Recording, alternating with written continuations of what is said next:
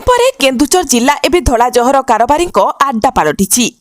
ବିଗତ ଦିନରେ କେନ୍ଦୁଝର ଜିଲ୍ଲା ଖଣି ମାଫିଆମାନଙ୍କ କବ୍ଜାରେ ଥିବାବେଳେ ଏବେ ଏହାର କବ୍ଜା ନିଶାଦ୍ରବ୍ୟ କାରବାରୀଙ୍କ କବ୍ଜା ଥିବା ପରି ମନେହୁଏ। ଯାହାକି ସୂଚନା ରହିଛି, ବିଗତ ଦିନରେ କେନ୍ଦୁଝର ଜିଲ୍ଲା ଆନନ୍ଦପୁର ଉପଖଣ୍ଡରୁ ଧଳା ଜହର କାରବାରରେ ଜଡ଼ିତ ଅଭିଯୁକ୍ତଙ୍କୁ କେନ୍ଦୁଝର ପୋଲିସ କାବୁ କରିଥିବା ବେଳେ ପୁଣି ଏବେ କେନ୍ଦୁଝରରୁ 146 ଗ୍ରାମ ଓଜନର ବ୍ରାଉନ୍ ସୁଗାର ଜବତ କରିବା ସହ ଏହି ମାମଲାରେ ଜଡ଼ିତ 8 ଜଣଙ୍କୁ ଗିରଫ କରିଛି ପୋଲିସ।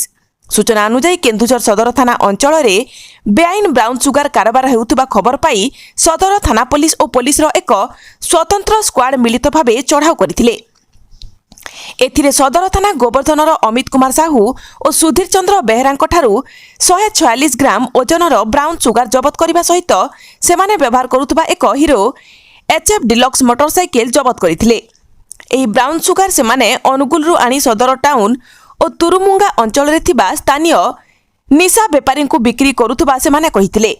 ଏହାପରେ ଏହି ନିଶା କାରବାରରେ ସମ୍ପୃକ୍ତ ସମୁଦାୟ 8 ଜଣଙ୍କୁ ଗିରଫ କରିବା ସହିତ ସେମାନଙ୍କଠାରୁ 3ଟି ବାଇକ୍, 6ଟି ମୋବାଇଲ ଫୋନ୍, ଗୋଟିଏ କାର ଓ ନଗଦ 4900 ଟଙ୍କା ଜବତ ହୋଇଥିବା ନେଇ ସୂଚନା।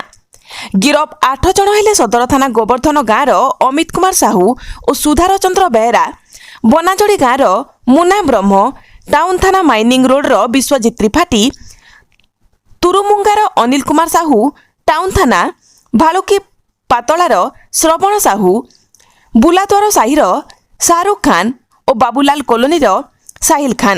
ତେବେ କେନ୍ଦୁଝର ଜିଲ୍ଲାରେ ଏହି ଧଳା ଜହର କାରବାରୀଙ୍କ ଏକ ମୋଟା ର୍ୟାକେଟ୍ କାର୍ଯ୍ୟ କରୁଥିବା ନେଇ ସନ୍ଦେହ ହୁଏ।